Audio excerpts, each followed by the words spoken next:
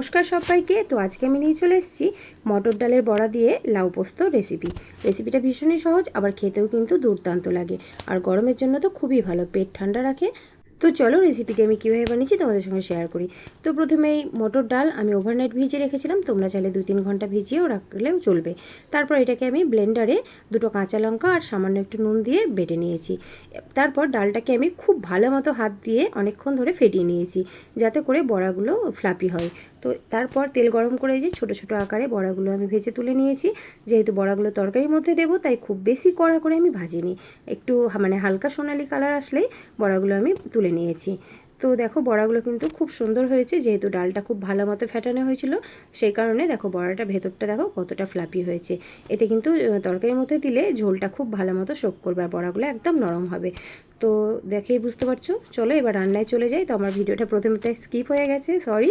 তো আমি প্রথমে 2 চামচ মতো সর্ষের তেল গরম করে নিয়ে তার মধ্যে 5 ফোড়ন, সাদা জিরে আর 2টো শুকনো লঙ্কা ফোড়ন দিয়েছি। তারপর ডুমো ডুমো করে কেটে রাখা লাউ আর একটা তার মধ্যে আলু আমি মাঝারি সাইজে টুকরো করে কেটে দিয়েছি। তারপর 2-3 মিনিট মতো হাই ফ্লেমে আমি সবজিটা নেড়ে নিয়েছি, কারণ এই সময় গ্যাসের ফ্লেম লো করলে জল কেটে যেত। তারপর দিয়ে দিয়েছি ওর মধ্যে পরিমাণ মতো হলুদ আর দিয়েছি স্বাদ মতো নুন, দিয়ে এটাকে খুব ভালো মতো নেড়ে চেড়ে নেব। তারপর এর মধ্যে আমি দিয়ে দেবো একটা মাঝারি সাইজের টমেটো কুচানো। তবে তোমরা চাইলে টমেটোটা না দিতেও পারো, বা যদি কেউ না খাও না দিতে পারো।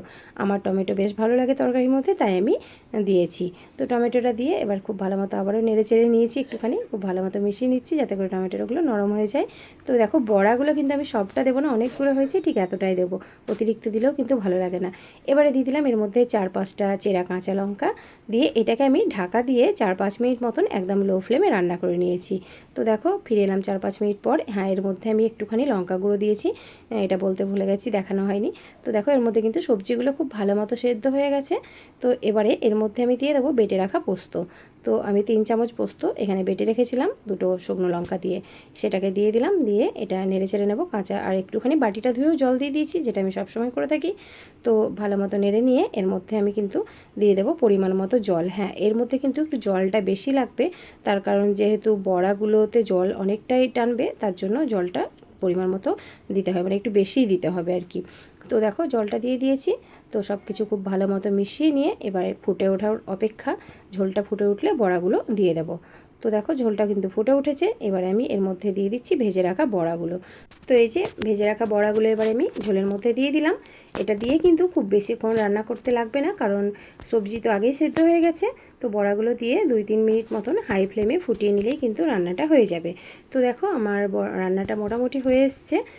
বড়াগুলোও কিন্তু বেশ ঝোল শোক করে নিয়েছে। তাও তোমাদের আমি কেটে দেখাই একটা, মানে বড়াটা কতটা নরম হয়েছে। দেখো বড়াটা কিন্তু একদম নরম হয়ে গেছে। আর এরপর মানে এতটা ঝোলই আমি রেখেছি, কারণ রান্নাটা হয়ে যাওয়ার পর ঝোলটা আরও কিন্তু অনেকটা টেনে নেবে। তো আমি গ্যাস বন্ধ করে দিলাম আর ঢাকা দিয়ে 5 মিনিট রেখে দেবো, তারপর পরিবেশন করব। তো 5 মিনিট পর ফিরে এসে আমি তোমাদের দেখাচ্ছি। দেখো বড়াগুলো কিন্তু ফুলে ডাবল হয়ে গেছে, দেখতেই পাচ্ছ, আর ঝোলটাও কিন্তু অনেকটাই টেনে নিয়েছে। তো এই যে এটা কিন্তু একদম পারফেক্ট, মানে আমার মতে, তোমরা চাইলে একটু কম বেশি করতে পারো। তো এবার আমি এটাকে গরম গরম ভাতের সঙ্গে পরিবেশন করব। তো আমার রেসিপিটি তোমাদের কেমন লাগলো অবশ্যই জানিও, ভালো লাগলে একটা লাইক কমেন্ট শেয়ার করে দিও, আর আমার চ্যানেলটি সাবস্ক্রাইব করে পাশে থাকার অনুরোধ রইল। যেহেতু আমি হঠাৎ করে রান্নাটা করার পরেই আমি খুব অসুস্থ হয়ে পড়েছিলাম, তাই আমি খুব ভালো মতন ভাতের সঙ্গে পরিবেশন করে তোমাদের দেখাতে পারিনি। তো এটুকুই। সবাই খুব ভালো থেকো, সুস্থ থেকো, সাবধানে থেকো। প্রচণ্ড গরম, বেশি বেশি করে জল খাও। আজ তাহলে আসি, দেখা হচ্ছে পরের ভিডিওতে নতুন কোনো রেসিপি নিয়ে।